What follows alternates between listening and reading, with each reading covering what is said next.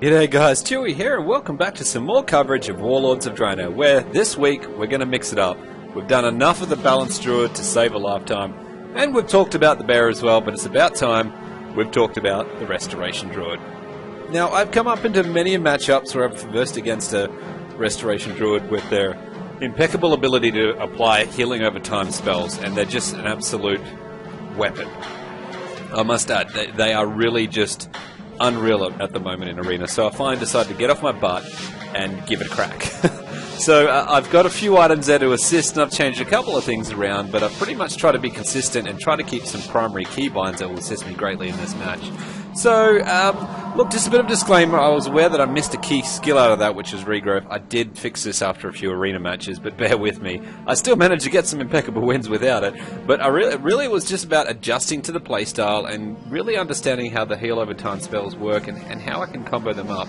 And I have also made some smaller arrangement changes, so when I do stealth into cat, I can use my health, but I'll talk about that as it happens. So, first of all, we're straight into it. We're versing the Rogue Mage combo. A really pain in the bus group to be versing against. But, you know what? This is so awesome because the beautiful thing about the Druid is it's really hard to interrupt the bastard, right? Because he's constantly dropping instant cast heal over time spells. You do have the ability, you know, your Swift Man, which is your quick heal, and will eat up one of those rejuvenations. With Germination and the double application of that, and my ability to stealth away in Cat, which I've got the right skills there that I can quickly heal and get back into the form I need to be, he's just an absolute weapon. I really enjoyed playing the Druid. I do need to become a little bit more aware of when my stuns and my Typhoon comes off cooldown. And obviously I'll play with that as I get a little bit better. But hey, I'm really enjoying this. And I managed to team up with a good old Rogue, so it's a very interesting combo. It's basically the Combat Rogue Restoration Druid combo. And look, it paid off. And here it is here it is for the win. So we did manage to nail the Mage, get the win. So let's jump into another arena and see what else we can do with the Restoration Rogue combo. And for our next matchup, oh my god, a Holy Paladin and a Shadow Priest. This is going to be long. So, oh man, this is going to be painful. So obviously the Holy Priest, you know, he has the ability to bubble, buffs that he can apply, and obviously the real concern that we have with the Holy Paladin is not only his burst, his heals, etc. He can actually cast on that Hand of Protection, which basically means all melee damage is not going to do nothing to that Shadow Priest. So this is a really annoying combo to come up against. But hopefully with a little bit more skilled play and the awesome buffs from my heal over time spells, we can keep our friend healed up and staying in the battle. And of course, applying maximum damage to really take these guys down. That was a fantastic sap, I might add. That was just brilliant, absolutely brilliant.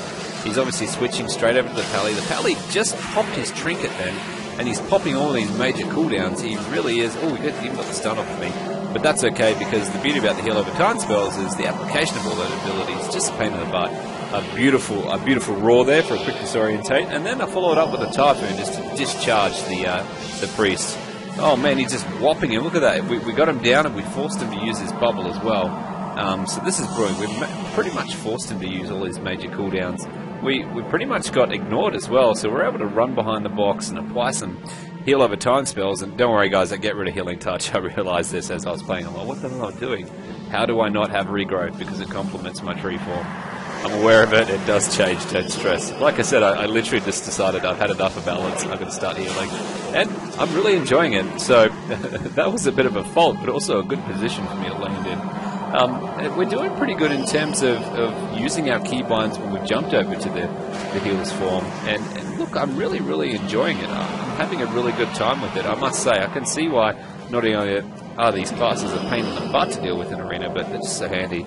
Oh, there you go. See what I mean? There's that Hand of Protection. He did use it on himself to keep himself alive, which is a valid skill set to use. So, really at this point is keeping myself alive and keeping those heal over time spells. Even with the application of some of my abilities that I placed in there, it's even better because, you know, there wasn't too much stress in terms of some of the gear I have changing over to Restoration. The only thing I really did was throw in some spirit boosters, enough just to keep me survivable, because you can see my spirit is fine just the way it is, keeping me quite alive with a good decent mana flow, and it's working quite well of course with healing the Rogue.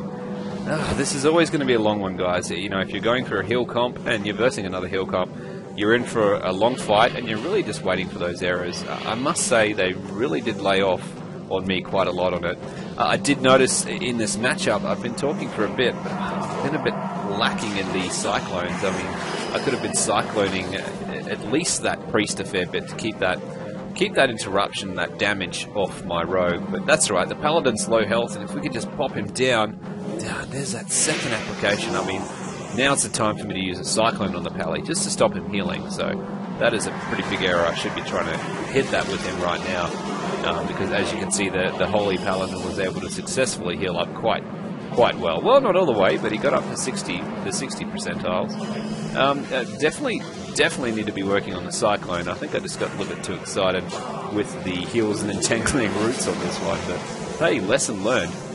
And as always, guys, like, I know I didn't do a stat chat or I didn't do a talent talk, but I'm more than happy to if you guys want to see it. But I thought, you know what, we've done a lot of arena over the last month or so, coming up to a month, so I thought I'm just going to jump straight into it. If you're watching this, you know what you want to see, or you want to see me develop, and I'm really thankful for your views, and I guess I just wanted to showcase it. But I'm probably playing better with the bloody heals Druid than I am with the balance these days. I just seem to get whopped so hard.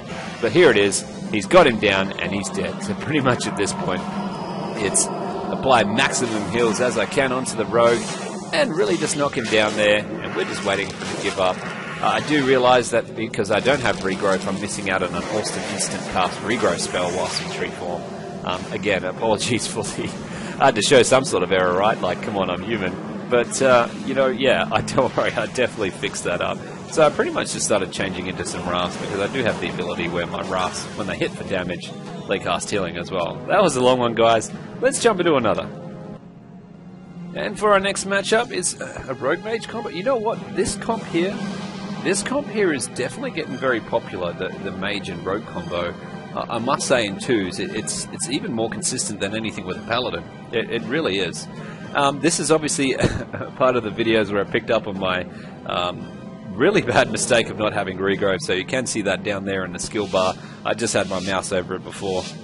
So I picked up on that. I can't believe I missed that. I was just, I had my bear off spec, and I thought, I'll just drop the bear to just go in with some heals, because, yeah, I'm just going to get the practice up, because it's good practice anyway. Alright, so I stood back a little bit there just to throw some heal over time spells on him, and then popped into my kitty form and went to stealth, just to really give him that complement of self-healing, so when he runs in there for an open up, if the burst does occur on him, some of those heals are already occurring as we speak. So those timers are going to run short if he doesn't get in there for the initiation, but we're just waiting for them to pop out. So, oh, beautiful. Oh, man, that is the sap.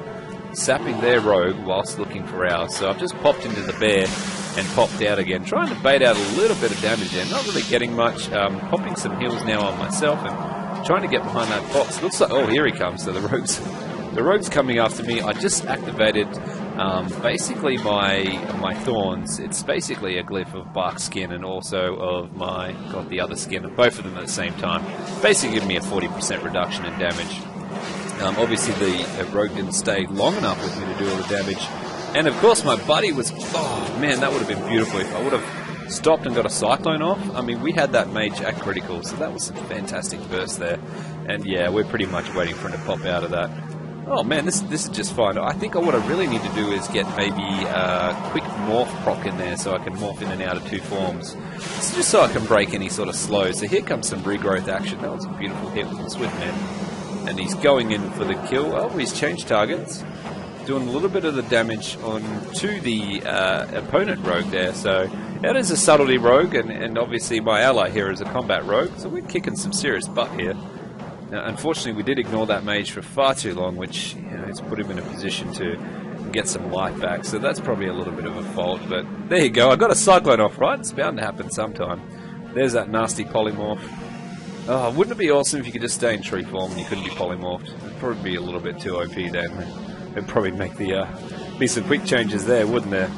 So here we go. We're getting back into position. We're getting ignored quite significantly here. So, which is beautiful, because I must say, if I were to look at the Druid and also my Pally, those heal over time spells are a little bit more flexible, and it's a little bit more easy to play when you're in arena. I find the Paladin, it's all about good placement. You've got to, I guess, know when to cast the right ability so you don't get kicked from that skill tree.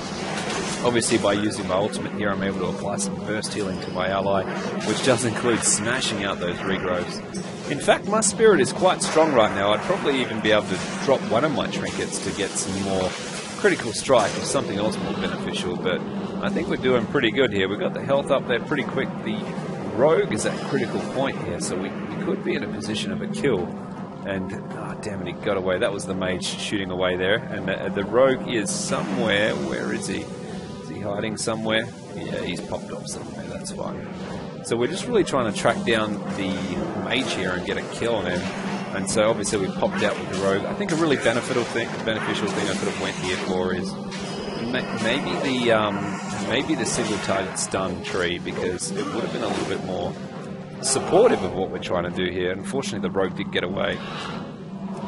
God, they're just so sneaky, those rogues. There he is there running over to the left. I threw a raft down there at the mage, which is just, well, actually I think I'm targeting his elemental there. But the beauty about those rafts is the damage is also applying some heals, so trying to sneak in a cheeky raft, but then I realised I need to get closer to my ally. And man, how helpful is that to be able to morph forward into the cat, get a speed boost, drop your heals, and get into a position where we can potentially get a skill off to assist him, and unfortunately not doing too well. There's a nasty stun. There's a few errors here, and I think this is probably a really drawn-out match. Maybe if I supported a little bit better, not just focusing on the heals, but also some CC, we probably could have ended this a lot sooner. But obviously, there you go. We've whaled their rogue down, and I've just threw a tranquility down and realised that it's probably not effective at this point.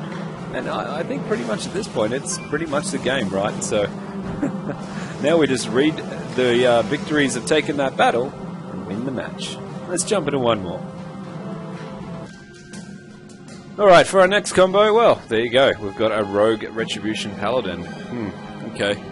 Oh my god. So, you know, the painful thing here is obviously the Paladin, which is who we have to go for, can apply the Hand of Protection, which basically means the Rogue for his team can't be damaged and nor do damage to us. So, it's probably not really much of a supportive ability as if it was if he had a ranged combo with him, like a mage or a shadow priest, etc. But it still definitely works. It definitely works as a save. So I think it's just about smashing him as hard as we can. And I find doing this at the start, I don't know if others do this, is just throw some heal over time spells onto him and then pop into the stealth. Because that way, when my rogue goes right, oh, what was that? Oh my god, there he is right there. Okay, I took too long. Because while my so they're going for some maximum damage. I did do a click there, guys. I do have that shift button in there, so I'm going for some severe heal over time spells here. I'm taking some critical damage. Now's a good time to pop the tree and start smashing those regrowths and a swift mend. There you go. There comes the swift mend. Thinking like I'm playing the match. And really just, so we've got all that damage taken away from us, so I guess at this point we want to switch over and start, which I have. Applying all those heal over times on my rogue, we have got the, that was a beautiful typhoon there, just separating them a bit. And there we go, there is the bubble, so that's out of the way we've done with. That was a beautiful disorientate, which does assist. And I mean, look, it's just awesome. Look at the flow of mana, there's quick regeneration, and you know, those heal over time spells, although they run the risk of being dispelled if someone's got a purge, you always want to be starting off with those life blooms, because what life bloom does if it is dispelled is it basically applies a chunk of healing. So that's why I pretty much go for the first skill as life bloom. Obviously what I normally do is when I'm morphing other things, I've got basically my rejuvenation. Pally just got his ass whooped then. I've jumped into bear so I can take a little bit more thicker damage there from that rogue. And pretty much now it's wreaking the benefit. Oh, my Gladius has gone to error. The Paladin is dead. It's pretty much wreaking the benefit and applying a purge of my own if any debuffs come, and really find their rogue, I should say, and beat him down. Now, of course, he's a bad-mannered rogue, so at this point he's being sneaky and doing something. So we're pretty much running around in circles, trying to get the reveal and find out where he is. And I'm just running around and popping some heals. So at this point, I think we just stood around and watched for a while. There we go, got cheetah form. Not that that really assists at all. Nice little travel form. So I've even picked up the item to find this rogue. God, he's just a sneaky little thing, isn't he? Oh, no, that was just my heal over time spell. Man, why do they have to do this sort of stuff, right? I mean, it's pretty much over. They're really going to wait this long to pop out. I think he might about rage out, maybe. really. We won anyway. Sorry about the lacking part there. God, he really drew that one out. I hope you enjoyed the first episode of the Restoration Druid. And as always, guys, thanks for watching.